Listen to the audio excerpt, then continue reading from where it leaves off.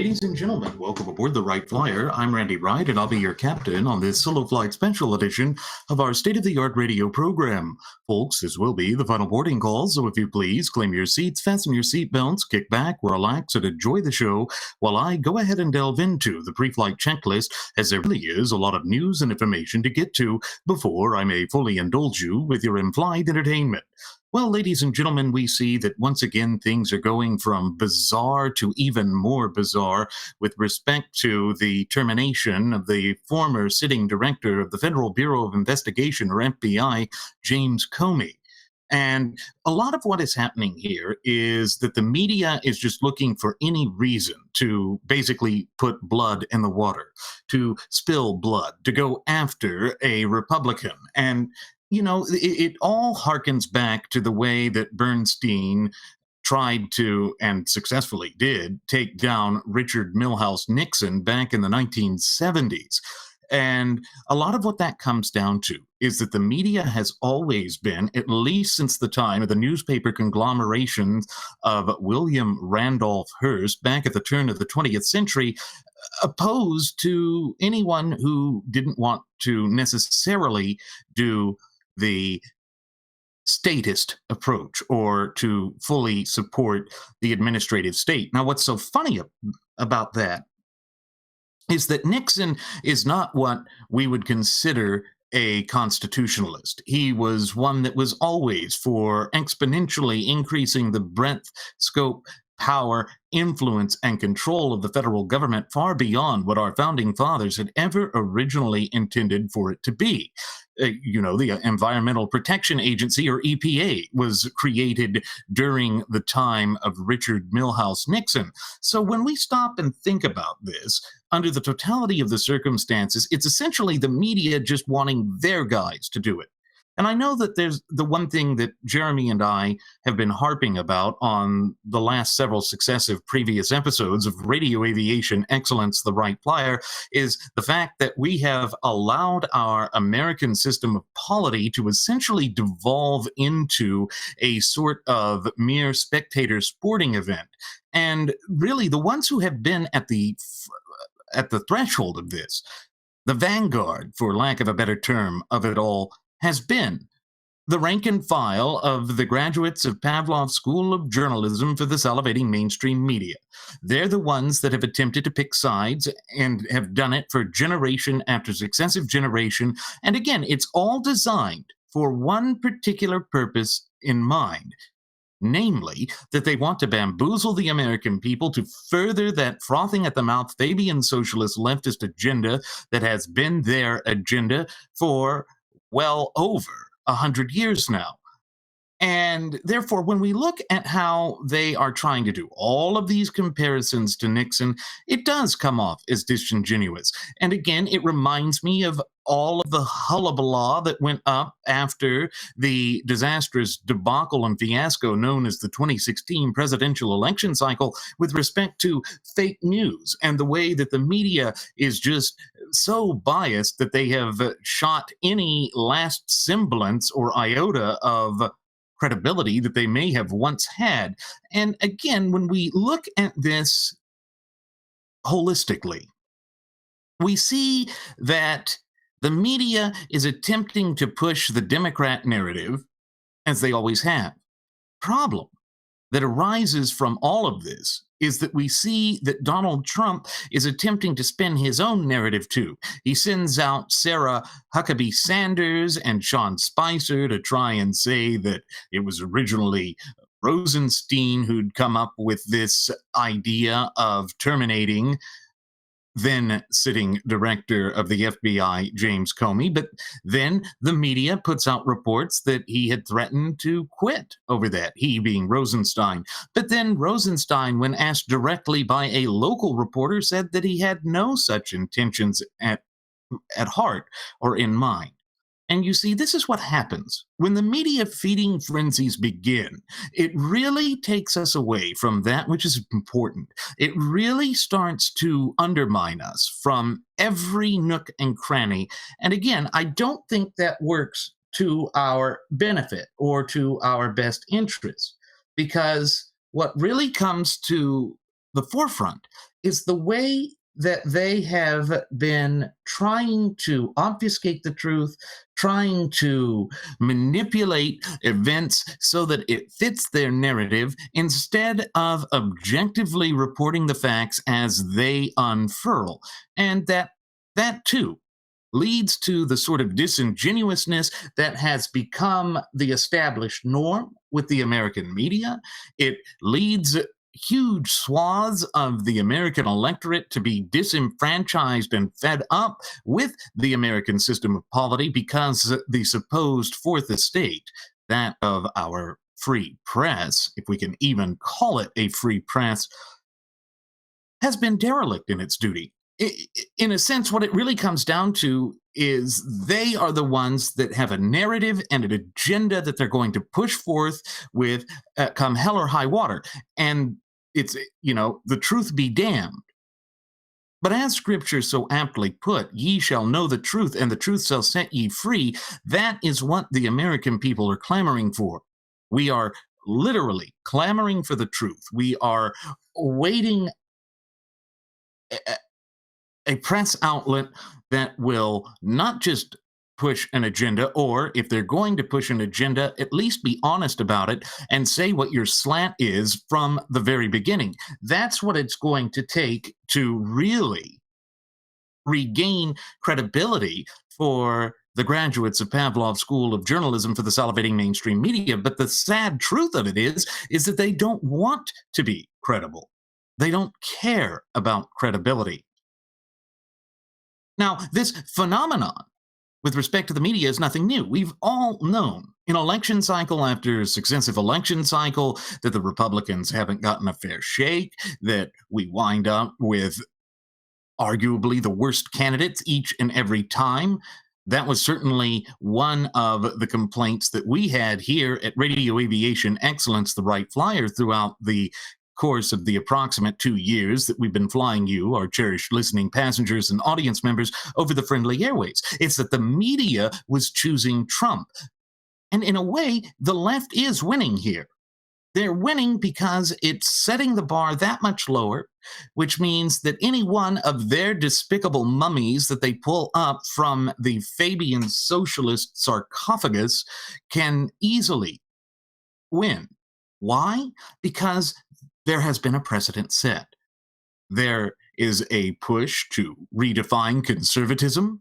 We've seen that from the rank and file of the gutless opposition party, or GOP, and we've always known that even they, the so-called establishment wing of the Republican Party, are not dedicated to the values and principles that are cherished by conservatives. In fact, they loathe and despise it. They have essentially become the Me Too party of socialism. But in this case, one of the things that we have oft-times reiterated on previous episodes of Radio Aviation Excellence, the Wright Flyer, is that in the arena of American politics, perception oft-times matters more than reality. And it's because you can easily manipulate people to believe a certain line, a certain narrative. In other words, you're going forth and peddling propaganda. Both sides of the political spectrum have been engaging in this sort of chicanery, this sort of fluff, this sort of obfuscation of the truth in order to really double down on their particularized agenda. And again, it is the American people who are the ones that suffer from this. Because we watch as this leviathan of an almighty administrative state continues to expand by leaps and bounds far beyond the limitations that our founding fathers had put in place in the supreme law of the land, which, pursuant to Article 6, Clause 2, what is known in the common American vernacular as the Supremacy Clause, is none other than our shared United States Constitution. And so we see that there is this sort of kabuki theater, which is all designed to obfuscate the truth, to try and manipulate the narrative, to manipulate the body politique of this once thriving and flourishing representative republic and vibrant community of popular sovereigns of ours. And again, it is all done to exponentially expand the scope, breadth, power, influence, and control of this almighty administrative state. And when the media does make this comparison to Richard Milhouse Nixon, what they're wanting to do is to make the American people just automatically associate corruption with the Republican Party. This is something that happened first in the early 1900s. That was part of Theodore Roosevelt, the father of American progressivism. That was his push to try and reform the Republican Party. He said that the conservatives were corrupt, that they had to be pushed out of their party, and he was successful. By and large, he was very successful in doing that until he decided to split the party because he had gotten addicted to power. Like his cousin, FDR, or Franklin Delano Roosevelt, Teddy loved power. He loved lording it over the true ultimate wielders of popular sovereignty, we the people. And so when his hand-picked successor in Taft was unable to be as robustly progressive, pushing for incremental socialism at the type of increments that TR himself wanted, he split the progressive Republicans off of the Republican Party, created what was known colloquially as the Bull Moose Party, but its official name was the American Progressive Party, and attempted to, once again, exponentially increase the breadth, power, scope, and influence and control of the government. So you see, the Democrats' narrative here is one that we have seen before. We saw it with Roosevelt and the progressive Republicans. We saw it again with Hoover and another push to have a more progressive Republican Party after the dyed-in-the-wool constitutional compositionist in Calvin Coolidge had led America to one of its strongest, most robust economic times, and a time in which government power and influence had truly been rolled back. And we saw it again with Richard Milhouse Nixon and the whole Watergate scandal. And folks, the common denominator that we see from all of this is that when corruption is there, you always have the progressives fanning the flames, claiming that they have some sort of end-all be-all solution, but that end-all be-all solution each and every time is a very predictable formula. It is one of where they turn to the government, where they strip and deprive the people of their fundamental and inalienable rights, which were endowed to them by their creator, who happens to be none other than the God of nature himself. This is the repetitive pattern that we see over and over again. And unfortunately, it shows no signs of improving within the foreseeable future. Because when you stop and think about it, this has been going on for well over 113 years. That's where we are. That is the thing that we have to keep in mind when we look at all of this henny penny, the sky is falling nonsense that surrounds the 45th president of these United States of America, Donald J. Trump, particularly with the sacking of the former FBI Director James Comey. And what it all comes down to is that both sides are basically ratcheted up into a very heightened sense of hysteria, that there is this sort of chicanery where both of them have a narrative and they don't want to back down from the narrative, but throughout it all, what have we lost sight of? We have lost sight of the proper tenets of federalism as are mandated by the clear and concise language contained within the four corners of our shared United States Constitution. We have lost sight of the Constitution itself being the supreme law of the land, we have lost sight of one of the greatest pieces of advice that was ever handed down to us by that sagacious founding father, Samuel Adams, when he said that in order for the United States of America to be a vibrant, strong, and robust republic, the people must be a virtuous people. Virtuosity is something that is lost here, just as the truth is. And I believe that honesty and virtuosity, or honesty and virtue, always must act hand in hand. In a sense, I guess you could really say that the two attributes are mutually exclusive, that they are incredibly important to the body politique of this once thriving and flourishing representative republic and vibrant community of popular sovereigns of ours. And again, a lot of this has come to the surface because we have allowed ourselves to break down into disparate and competing factions. Which again reminds me of something that I've oftentimes mentioned on previous episodes of Radio Aviation Excellence, the Wright Flyer, and that is that indelible and, dare I say, immortal farewell address of the father of our nation, George Washington, back in 1796. For you see, back in 1796, George Washington implored the American people not to allow themselves to break down into these disparate and competing factions. And the reason that he said this was because he feared that we would lose sight of the overarching picture and that which is truly important to us, both as a nation and people.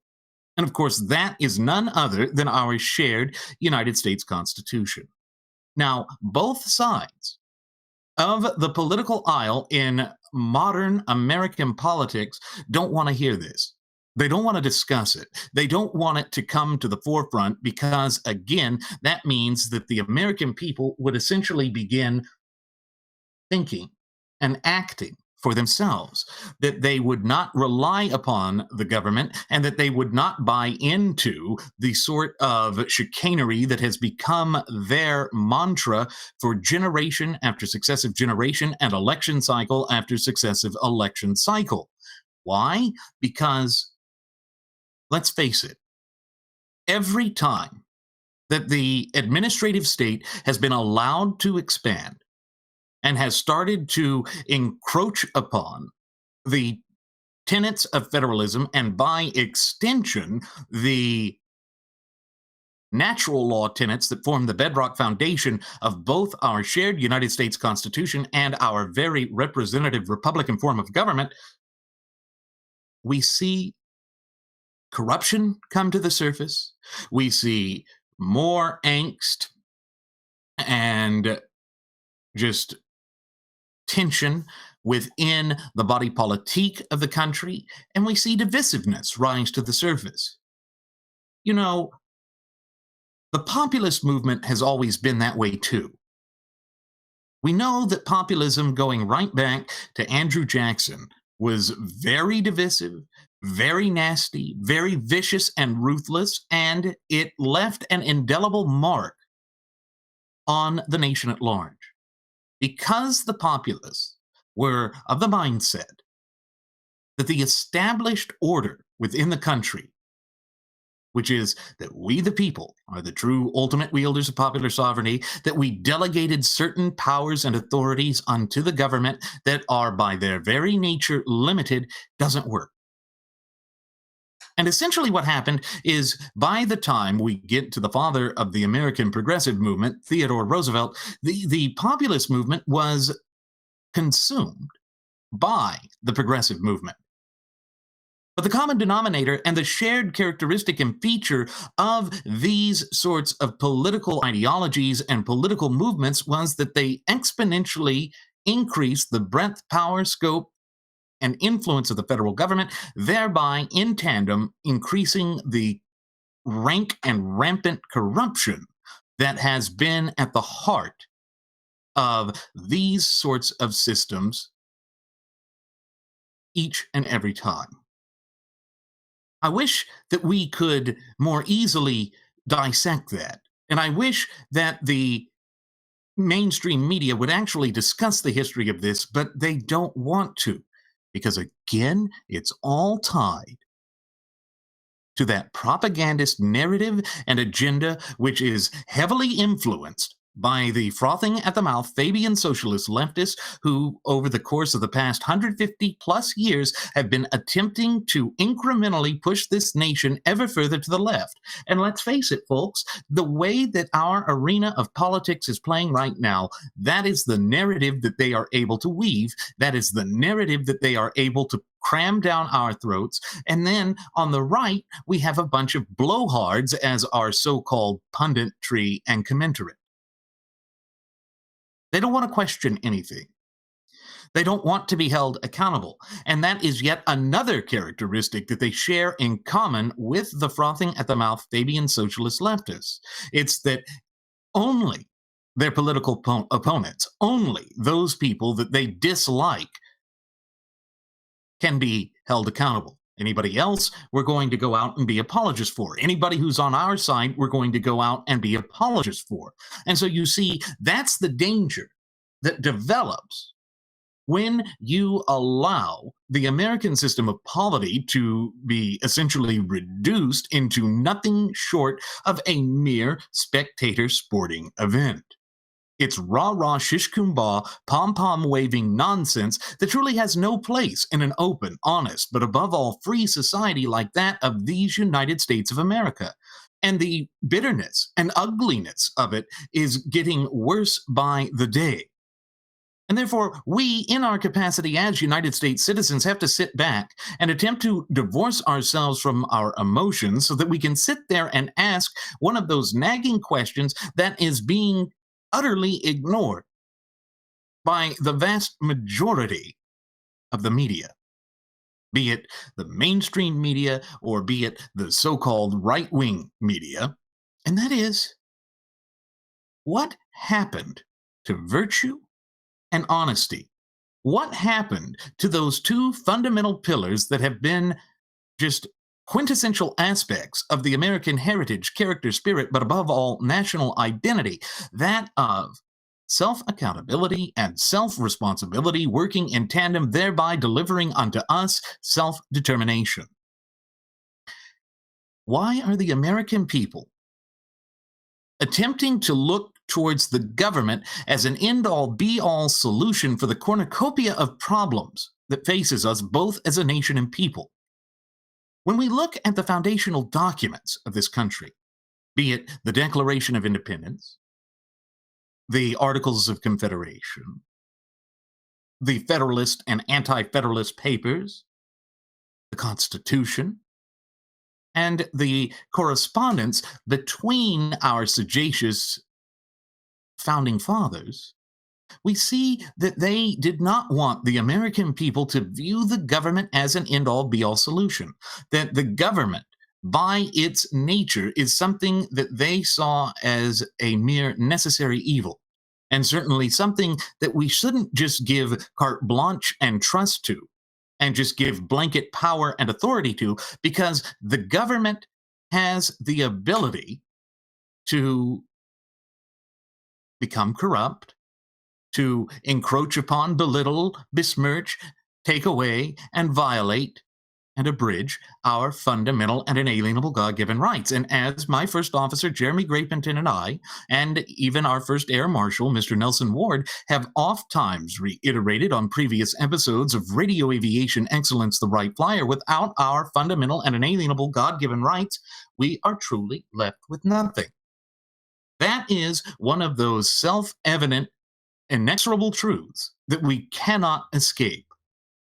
And yet, when we allow our system of polity to break down into a mere spectator sporting event, that's exactly what happens. That is exactly the end result that comes up to the surface time and again, and it is we, the people, the true ultimate wielders of popular sovereignty in this once thriving and flourishing representative republic of ours, that are left holding the bag. You see, what it has essentially devolved into is that the two mainstay political parties in these United States of America are nothing short of the flip face of the same titular coin. They are both seeking to exponentially increase the breadth, power, scope, and influence of the federal government against the will and against the best interests of the American people. And the reason this is allowed to come to the surface and to the forefront is because the American people have bought into this erroneous notion of voting for the lesser of two evils in election cycle after successive election cycle. We've got to stop doing that. And furthermore, we have got to stop believing that there is some sort of messianic figure who will ride in from providence above and save us. And I know that I have repeated this almost to the point of it reaching ad nauseum, but literally, folks, if you want to know who the saviors of this country will have to be, mightn't I suggest you take a look in the mirror, because that is how our founding fathers had originally designed and developed this country to operate. In other words, we must be a self-determinate and virtuous people, just as Sam Adams said we had to be, just as all of the other founding fathers said that we had to be. But part of the problem is we live in this society that is all about instant gratification and about just convenience. None of us want to be inconvenienced. And that's one of the things that the great visionary Zygmunt Dobbs stated in his magnum opus of Keynes at Harvard back in the 1950s and 60s, is that the frothing at the mouth Fabian socialist leftists would utilize draconian and overzealous regulations to micromanage the facets of our daily lives, thereby leaving us in a weakened position, making it so difficult for us to just carve out a standard of living and quality of life that we had grown accustomed to, that we would not have the political capital or even just the general energy or wherewithal to keep abreast of political issues and current events. And then they pad that using buzzwords, using terms of art, as we call it in legal parlance, where they basically engage in that dark and twisted game of semantics that we have warned you about, dating back to our premiere episode, which aired on September 11th of 2015. That is the danger that we face. And we see that it is being foisted upon the body politique of this country like a cancer, which is threatening to metastasize. And therefore, we, in our capacity as United States citizens, must be cognizant and aware of this. We must be ready, willing, and able to stand shoulder to shoulder in solidarity and unity and to say enough is enough. Because the longer that we allow these charlatans to waltz in there and attempt to redefine the proper boundaries and limitations of the federal government, the more difficult it is going to be for us to rekindle American prosperity.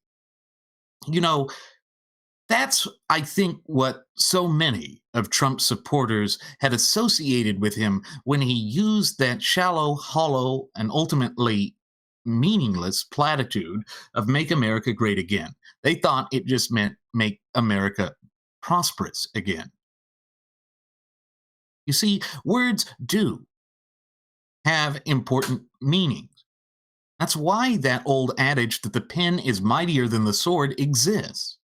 If you can undermine a society's conventional definitions, their conventional lexicon or language, you can thereby begin to unravel everything that society holds near and dear. And that's exactly what the Fabian socialists are about.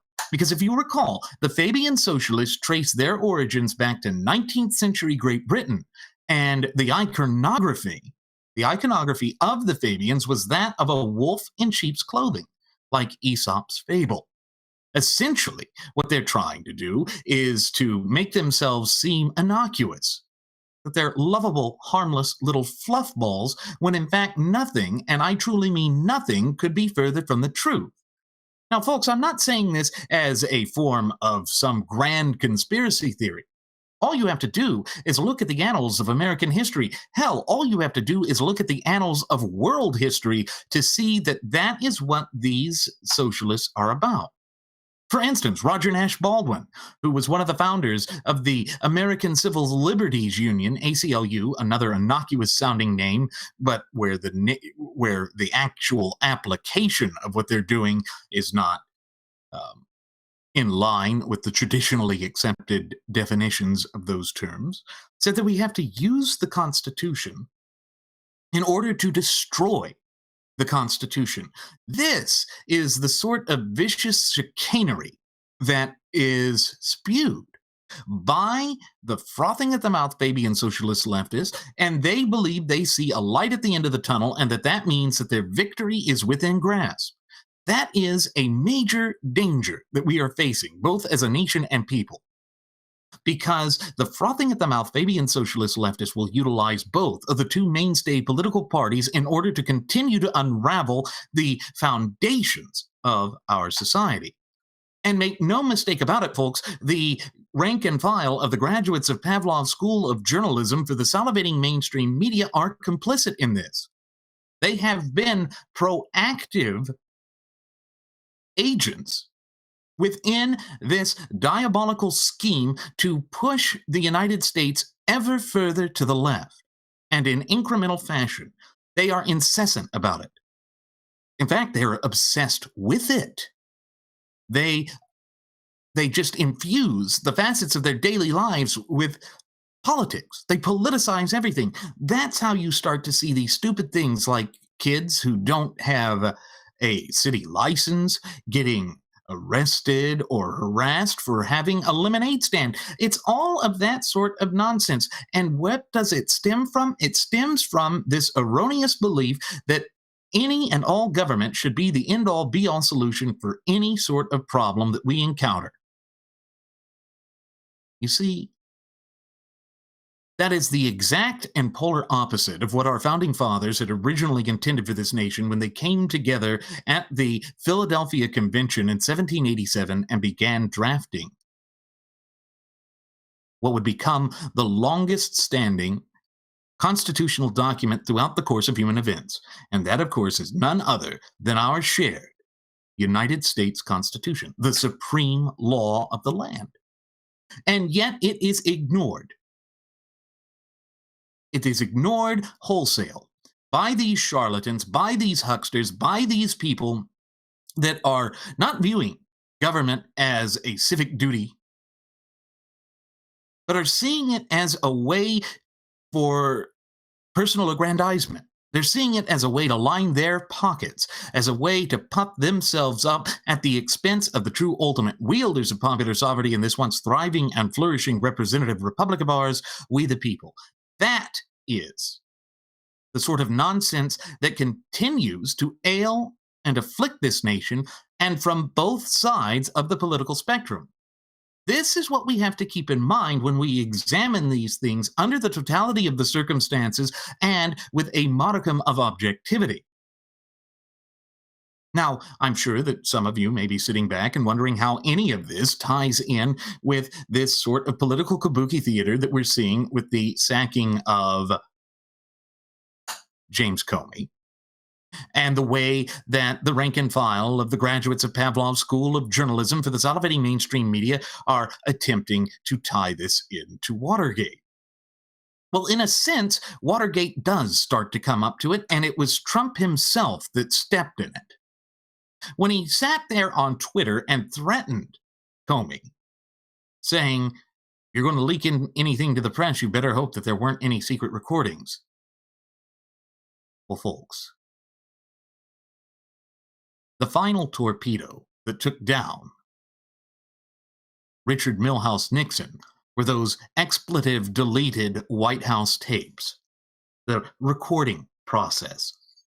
And essentially what happens is if you make a recording when you are a civil servant, that is the property of the people. In other words, it is against the law to destroy that or to alter it, because as soon as you make it, it is no longer yours. Because remember, The whole auspice of power with the highest office in the land rests with the office, not with the individual who currently occupies the office. Now, that may seem abstract on the surface, but it literally makes sense. It is something that is separate and apart from the individual. And we've got to get back into understanding that. We've got to get back to this idea that the president is someone who is also limited in his abilities to act by the clear and concise language contained within the four corners of our shared United States Constitution. But then when Trump does stuff like that, he is essentially handing ammunition to his critics within the rank and file of the graduates of Pavlov's School of Journalism for the salivating mainstream media. And they will utilize this as the grand opportunity to try and take down a Republican. This is the main reason why they keep bringing up the comparison between Watergate and, I guess we could call this Comey-gate if they're going to try and do this sort of drivel. But that's the thing. That was the height of the power of the press. The press really influenced American politics with Watergate. And so they get stuck on this narrative. They refuse to see past it. They see that as a high water mark, and they see that as something that they want to get back to. It's almost as though they are addicted to it. Because in a sense, that's what they are.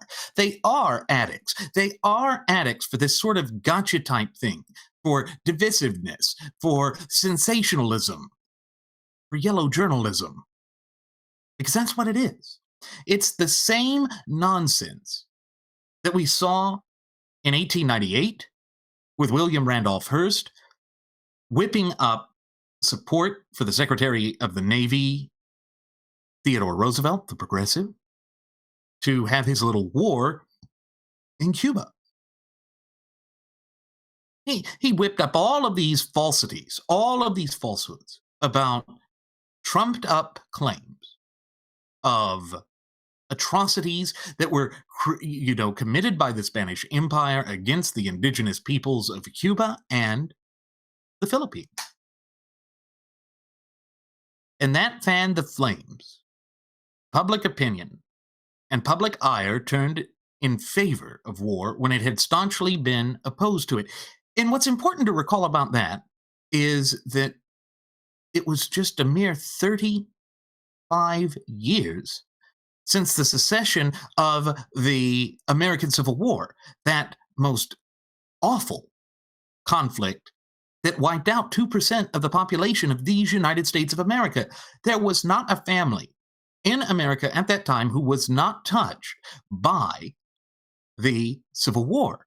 And so the media began to realize its power then, but it really came to a head with Watergate, because they saw that for the first time they could take down a president. Not just start a war, but take down a president. And that's what they did. Now, was Nixon corrupt? Absolutely. Was Watergate a form of corruption? There is no way around that. But don't think that the Democrats were there with clean hands, because they weren't. And no, the Republicans don't have clean hands either. We see that with the type of chicanery that continues to this very day. We see that with the way that they have failed to live up to the great litany of campaign promises that they've made, particularly with respect to overturning that so-called Patient Protection and Affordable Care Act, or as it's known in the common American vernacular, Obamacare. For 7+ years, they had a chance to tear this down. In fact, in 2015, they had unilaterally passed, or unchallenged even, passed this repeal effort that was ultimately vetoed by then President Barack Hussein Obama. And they still have that bill. They could still put that bill up, but they don't want to. Because again, there is this desire to push the nation ever further to the left, to exponentially increase the breadth, power, scope, and influence of the federal government far beyond what our founding fathers had ever originally intended for it to be, and far beyond the limitations that are put on it by the clear and concise language within the four corners of the Constitution. And so this is why we see hostility towards the Constitution by both sides of the political aisle. It's because we have reached this point of manipulation. We have reached this point of corruption. We have reached a point where they are addicted to money that isn't theirs and to power that doesn't rightly belong to them either. That is the scope and magnitude of the major problems that we're facing both as a nation and people, and unfortunately, again, it shows no signs of improving within the foreseeable future. So again, it falls on our shoulders in our capacity as United States citizens to make these connections, to look out at what it is that is ailing and afflicting us, and to find the solution. Well, the good news is that the solution has been with us since the inception of this nation some 235 plus years ago. And that key, that solution, is the Constitution. If we would just go back to strict adherence to the clear and concise language of the Constitution at all levels of government, then the vast array of problems that we are facing would vanish. Because 9 times out of 10, it is the government operating in a rogue, tyrannical, and ultimately illegitimate fashion by distancing and divorcing itself from the Constitution that leads us to this. We must get back to a modicum of sanity in this country. We have got to get back to remembering what it is that matters to us. Because as long as we continue to fall for the fluff and the chicanery and the distractions and the obfuscation, that is going to continue to lead us down the path to perpetual mediocrity, and if we're not careful, to abject, unadulterated failure. Now, I do not believe that failure is the lot in life for the American people. We have overcome every hurdle, obstacle, and adversity that has ever been erected in our path during our relatively brief yet illustrious history here on God's green earth. And we have done so because we have been infused with that knowledge that we are the true ultimate wielders of popular sovereignty in this country.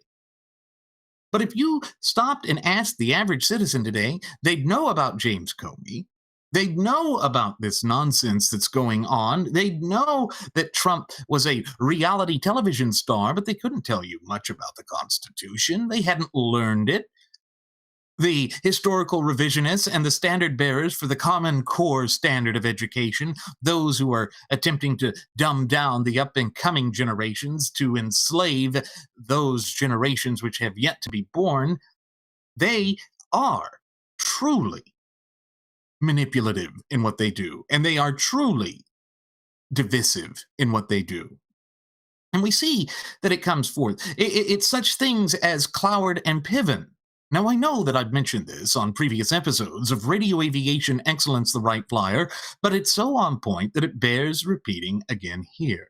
Cloward and Piven were those two egghead academicians from Columbia University back in the 1950s and 60s who wanted to create a permanent entitlement state to work hand in hand with that leviathan of an administrative state, that they would overwhelm the welfare system that had been created by frothing at the mouth Fabian socialist leftists to thereby force the American people to crawl to the federal government on bended knee and ask them to solve a problem that government had instigated in the first place.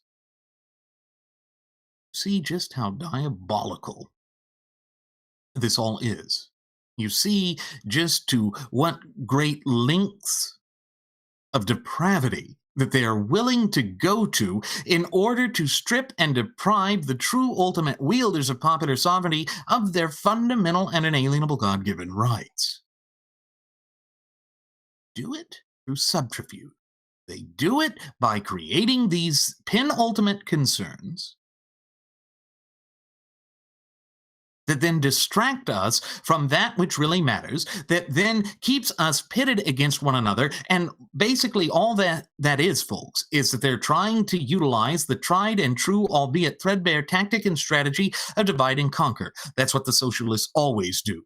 Because if we're divided and distracted, it means that we lose sight of the ball. We lose sight of what's important. It goes right back to that prophetic warning of the father of our nation, George Washington, in his farewell address of 1796, that if we allow ourselves to divide into disparate and competing factions, that we not only lose sight of what's important, but that we would eventually grow complacent, thereby allowing the agent provocateurs of tyranny and despotism to set root in this country and to begin to unravel the supreme law of the land, which is our greatest protection against an out-of-control government.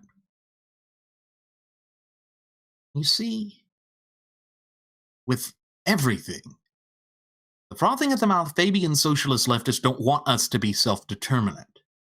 That's what all of this comes down to. They use it to distract us from power grabs by the government. And it doesn't matter which political party wields the reins of political power. They are both advancing this agenda. They are both operating against the dreams, hopes, and future aspirations of the true ultimate wielders of popular sovereignty in this once thriving and flourishing representative republic of ours, we the people of these United States of America. I wish this wasn't the case, but as I sit here speaking into this microphone, conveying this message unto you, our cherished listening passengers and audience members, that is the one inexorable conclusion that I must reach. Basically, examining all of this under the totality of the circumstances and with a modicum of objectivity, it comes to the surface time and again. But the problem with the narrative and the political kabuki theater that has become the new established norm within the American system of polity, but in particular the modern American system of polity, is that we have a president who simply can't constrain himself. He goes out and acts in a way that is intentionally inciting things, is intentionally making himself come across as boorish and uncouth. And just to give you an example of that, we have to go look at this Lester Holt interview that Goody Dumpy had just the other day, in which he claimed that the former director of the FBI, James Comey, was a showboater. This coming from a guy who sat there and literally said back in 2006 or 5 that he could grab a woman by her genitals because he's a star, because he was on The Apprentice, and that was this great, bigly, wonderful reality television program. So the irony is not lost on me. But one of the things that we have to do, one of the things that we've always done, is we've told you here at Radio Aviation Excellence, the Wright Flyer, not just to take what we say at face value. We also want you to hear it from the lips of the man himself. And so what I'm going to do is I'm going to pull this clip up and let you hear it from the man himself, and then we'll discuss it in further detail. So here we go. Look, he's a showboat. He's a grandstander. The FBI has been in turmoil. You know that. I know that. Everybody knows that. You take a look at the FBI a year ago. It was in virtual turmoil less than a year ago. It hasn't recovered from that. Monday, you met with the Deputy Attorney General, Rod Rosenstein. Right. Did you ask for a recommendation? What I did is I was going to fire Comey. My decision. It was not. You had made the decision before they came in the room. I was going to fire Comey. There's no good time to do it, by the way. Because in your letter you said I around. accepted their recommendation. Yeah, well, so you had already made the decision. I was going to fire regardless of recommendation. So there was really room. He made a recommendation. He's highly respected, very good guy, very smart guy. The Democrats like him, the Republicans like him. He made a recommendation, but regardless of recommendation, I was going to fire Comey. Let me ask you about your termination letter to Mr. Comey. You write, I greatly appreciate.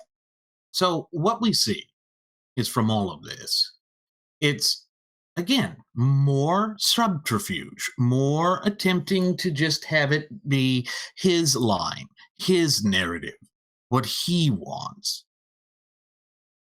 But it's not giving any thought to the impact that it has on the nation at large. It's not giving any consideration to how it might affect the American people.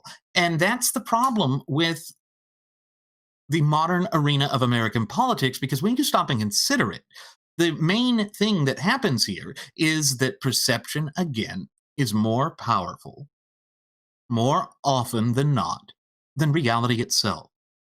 That is the political kabuki theater that is playing out. That is how Trump is essentially shooting himself in the foot, for lack of a better term. And then when he has the Twitter thing going on, talking about a secret wiretap recording, this is a pattern with Trump. We've seen it since he first assumed the reins of political power in this once thriving and flourishing representative republic and vibrant community of popular sovereigns of ours, when he was talking about the wiretapping by Obama and all of this. We see that got rid of Judge Andrew Napolitano from Fox. The lack of honesty here and the lack of connection to reality is something that is truly disgusting. It's something that is dangerous. It is something that cannot be ignored, and yet that is what is happening. Because, again, the rank and file of the graduates of Pavlov's School of Journalism for the salivating mainstream media are going to attempt to spin this in whatever way they can that will basically advance their agenda, come hell or high water. It's not about what's best for us. It's not about what's good for the American people. And that is something that just cannot be allowed to stand, because it works against us. It places us in a weakened position.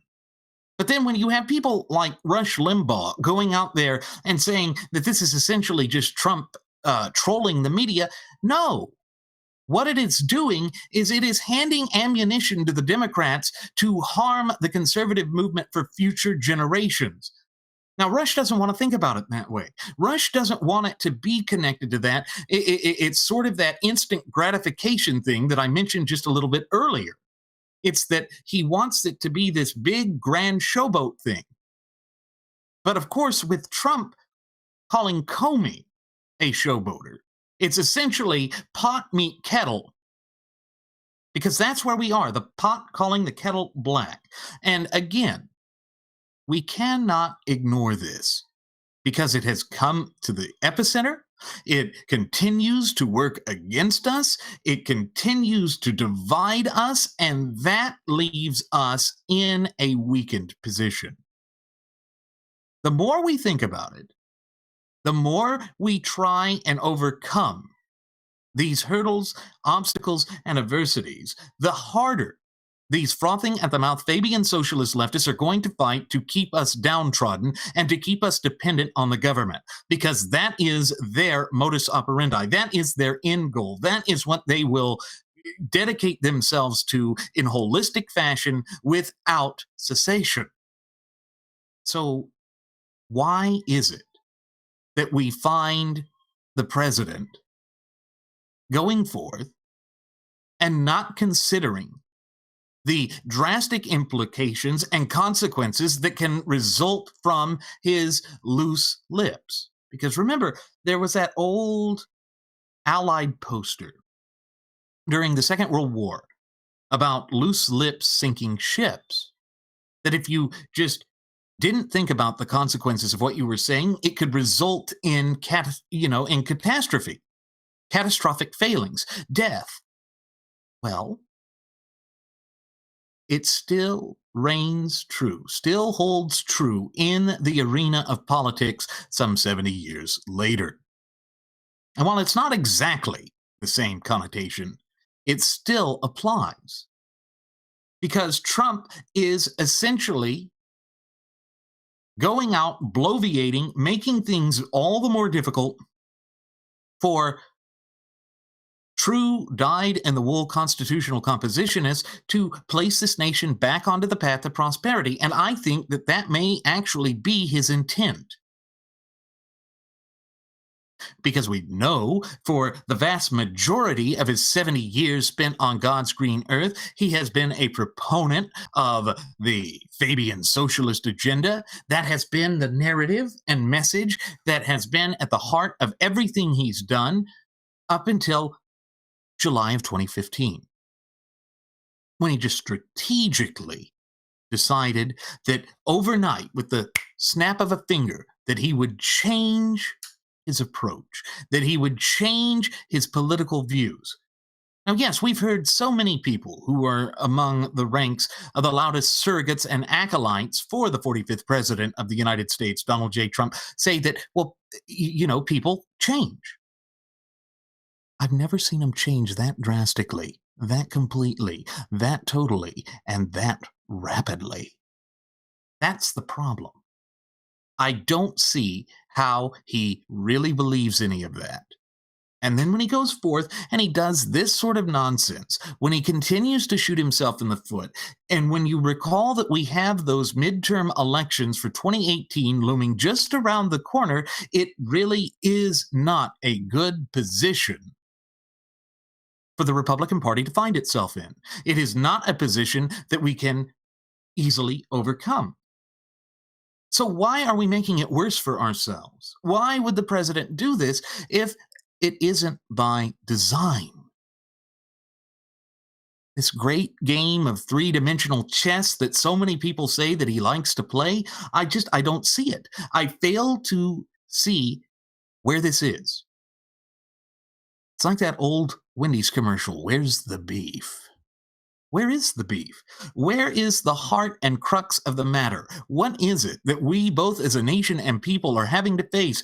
Why is it that no one is discussing the Constitution and really getting us back to strict adherence to the Constitution? Because that is the one and only way that we can truly rekindle American prosperity. Because it is our Constitution that defines us as a nation and people and keeps the government out of the facets of our daily lives. This is why my first officer, Jeremy Grapington, has stated numerous times on previous episodes of our state-of-the-art radio program that without our fundamental and inalienable God-given rights, we are truly left with nothing. That is the self-evident truth that we have to accept. That is the reality that is there, that we cannot escape from. But we've got to open our eyes to it. We have got to be willing to stand up for that which is true and right, for that which is an inexorable part of who we are, both as a nation and people.